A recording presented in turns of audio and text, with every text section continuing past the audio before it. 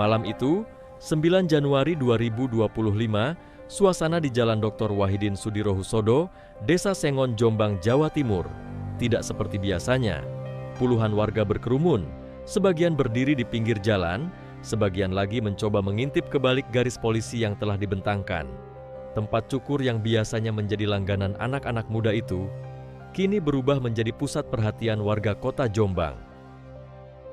Di dalam ruangan sempit yang diterangi lampu neon redup, seorang pria muda tergeletak kaku di lantai. Nafasnya telah berhenti. Di sudut ruangan, seorang kapster yang juga saksi kunci malam itu duduk termangu. Wajahnya muram, menahan penyesalan, sesekali mengusap wajah dengan tangan gemetar. Masterpiece Barbershop yang biasanya ramai oleh suara mesin cukur, malam itu menjadi saksi bisu dari kisah cinta segitiga yang berakhir dengan kematian. Apa yang sebenarnya terjadi di malam kelam itu? Siapa pelaku? Siapa korban?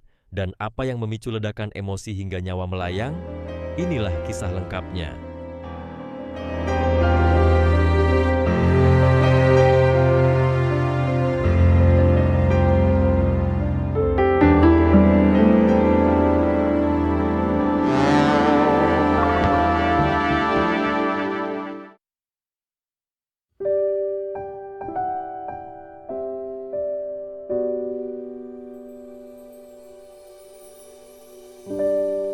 Semua bermula dari perjalanan asmara seorang pria bernama F. F, pria berusia 26 tahun, sehari-hari bekerja sebagai kapster atau tukang cukur di Masterpiece Barbershop. Barbershop itu sudah seperti rumah kedua baginya, tempat ia mencari nafkah sekaligus tempat melupakan kesibukan dunia luar. Sifat ramah dan mudah bergaul membuat F cukup dikenal di lingkungan tempat kerjanya. Bukan hanya para pelanggan yang menyukai gaya santainya, tapi juga banyak anak muda di sekitar barbershop yang akrab dengannya. Di antara mereka, ada seorang wanita, N. Ia bekerja sebagai pemandu lagu di sebuah tempat karaoke tak jauh dari sana. Diam-diam, N kerap memperhatikan F dari kejauhan. Suatu hari, takdir mempertemukan F dengan N secara tak sengaja ketika berbelanja kebutuhan sehari-hari di sebuah minimarket. Kebetulan, lokasi minimarket itu berada di seberang jalan dari tempat F bekerja. Keduanya akhirnya berkenalan. Sejak pertemuan pertama itu, hubungan mereka berkembang cepat, janjian makan malam, dan menghabiskan waktu bersama. Benih cinta itu tidak butuh waktu lama untuk tumbuh. Bahkan, pada bulan September 2024, mereka berdua sudah saling berkomitmen dan resmi bertunangan. F percaya bahwa N adalah tambatan hatinya. Mereka saling bertukar janji, merencanakan masa depan bersama, bahkan sudah membicarakan rencana pernikahan. Semua rencana sudah mulai disusun. Keluarga kedua belah pihak sempat dilibatkan dalam pembicaraan awal. Namun, kehidupan tak selalu berjalan sesuai harapan. Harapan manis itu perlahan mulai retak. N tiba-tiba mulai menjaga jarak. Pesan-pesan singkat dari F tak lagi dibalas, telepon pun dibiarkan berdering tanpa jawaban. Puncaknya, beberapa minggu menjelang hari bahagia, N mendadak membatalkan pertunangan mereka. Keputusan sepihak itu membuat hati F hancur. Dari sinilah F mulai curiga. Ia menduga pembatalan itu bukan tanpa sebab. Dalam pikirannya, N telah menjalin kasih diam-diam dengan pria lain. Dan akhirnya, kecurigaan F mulai terbukti. Secara tak sengaja, F melihat N sedang bercengkrama akrab dengan seorang pria lain, S, seorang karyawan minimarket. Darah muda F bergolak. Hatinya dipenuhi rasa cemburu yang menyesakkan. Diam-diam, dalam benaknya mulai tersusun sebuah rencana.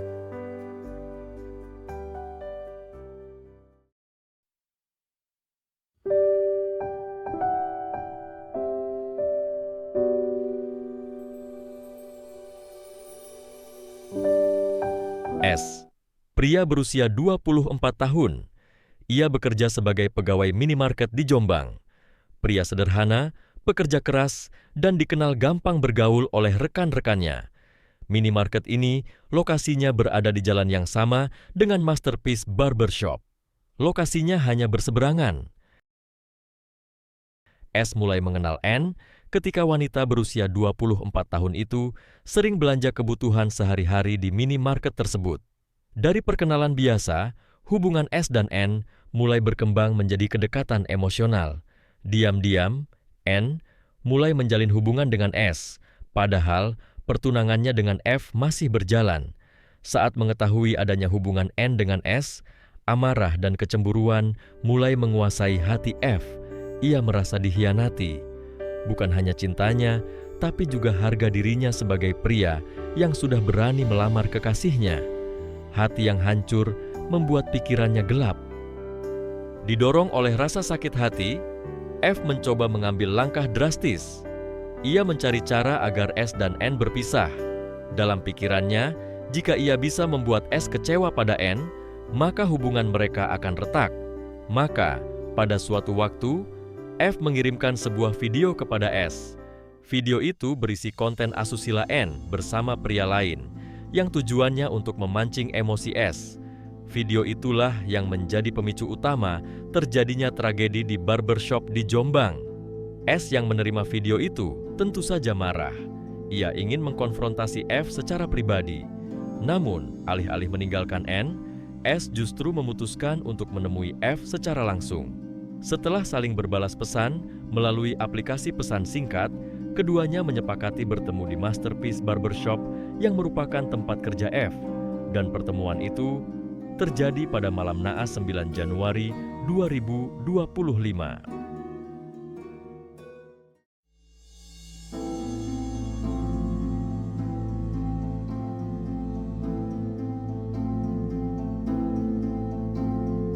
Malam itu, 9 Januari 2025, F sebenarnya sedang libur kerja. Ia tidak memiliki jadwal shift kerja. Namun, pada pukul 10 malam, F sudah berada di Masterpiece Barbershop. Ia terlihat sedang menunggu seseorang. Perasaannya campur aduk antara gelisah, marah, dan penuh emosi. Di jam yang sama, S baru saja menyelesaikan shift kerjanya di minimarket yang lokasinya berada di seberang jalan barbershop. Ia berjalan menuju Masterpiece Barbershop, tempat F biasa bekerja. Berselang 10 menit kemudian, S datang di barbershop menemui F. Pertemuan yang seharusnya menjadi klarifikasi justru berubah menjadi pertengkaran yang memanas dalam waktu singkat. Pertengkaran verbal pun terjadi. Mereka saling berdebat, saling tuduh, dan saling menyalahkan. Kata-kata kasar terlontar, suara mereka meninggi, emosi keduanya meledak. Dari pertengkaran itu, berlanjut pada aksi saling dorong-mendorong. Suasana semakin panas. Saat itulah, F mengambil sebuah pisau lipat dari dalam tasnya. Pisau bermerek Venturis yang selalu ia bawa, yang awalnya hanya untuk berjaga-jaga. Dalam kondisi emosi yang tak terkendali, pisau itu kemudian digunakan. Dengan cepat, F menusukkan pisau ke arah leher S. Tusukan pertama tepat mengenai bagian leher belakang korban. S mencoba melawan, namun F kembali menghujamkan pisau ke arah dada. Dua tusukan fatal itu membuat tubuh S roboh, bersimbah darah.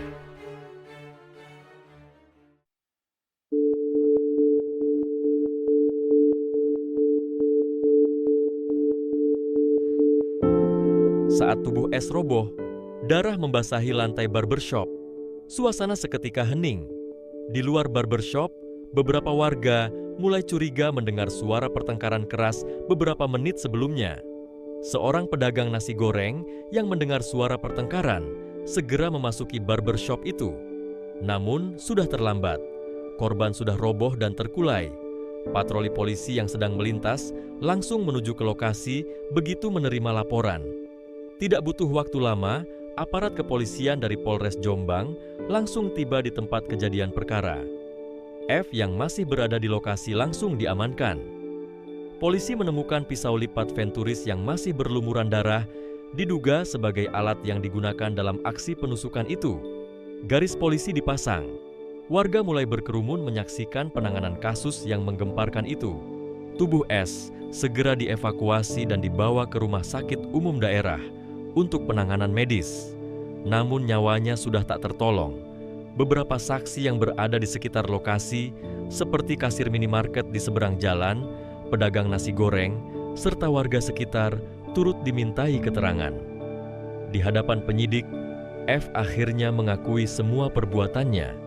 Ia mengaku tidak dapat mengendalikan emosinya saat itu. Rasa sakit hati, kecemburuan, dan pengkhianatan bercampur menjadi satu, hingga mendorongnya melakukan aksi nekat tersebut. "Saya sakit hati, Pak. Dia rebut tunangan saya." Begitu pengakuannya di hadapan penyidik. Pihak kepolisian akhirnya menjerat F dengan pasal 338 Kitab Undang-Undang Hukum Pidana tentang pembunuhan dengan ancaman hukuman maksimal 15 tahun penjara. Selain itu, penyidik juga menjerat dengan pasal 351 ayat 3 Kitab Undang-Undang Hukum Pidana tentang penganiayaan yang menyebabkan kematian dengan ancaman pidana penjara paling lama 7 tahun.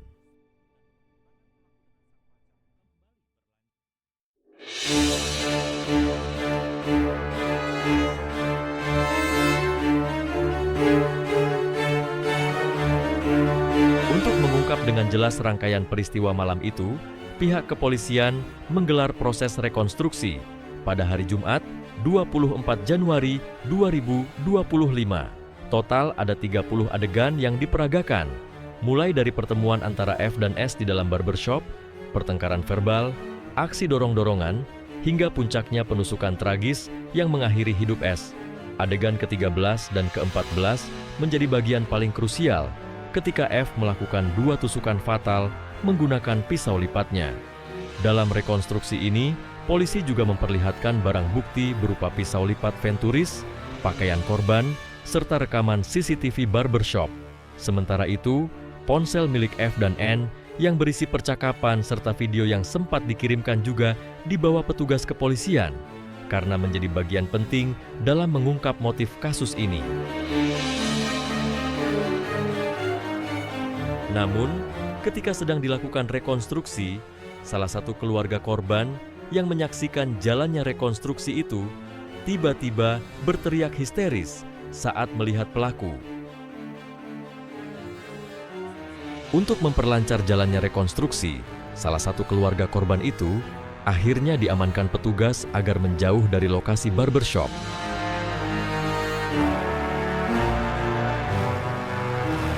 Rekonstruksi akhirnya dapat dilakukan dengan lancar, secara rinci dan hati-hati, disaksikan oleh penyidik, jaksa penuntut umum, pengacara pelaku, serta pihak keluarga korban. Semua saksi memberikan kesaksian secara detail untuk memastikan kronologi yang sesungguhnya. Meski begitu, kemarahan dan kesedihan mendalam tak bisa disembunyikan oleh keluarga korban. Kakak korban, Widyawati yang berusia 43 tahun, menyuarakan kekecewaannya secara terbuka di hadapan media.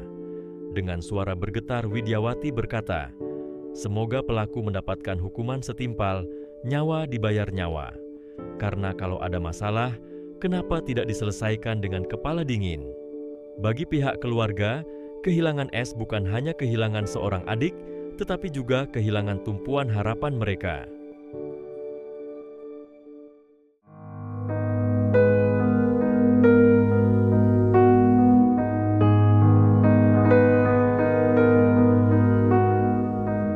Tragedi berdarah di barbershop Masterpiece Jombang bukan sekadar cerita kriminal biasa.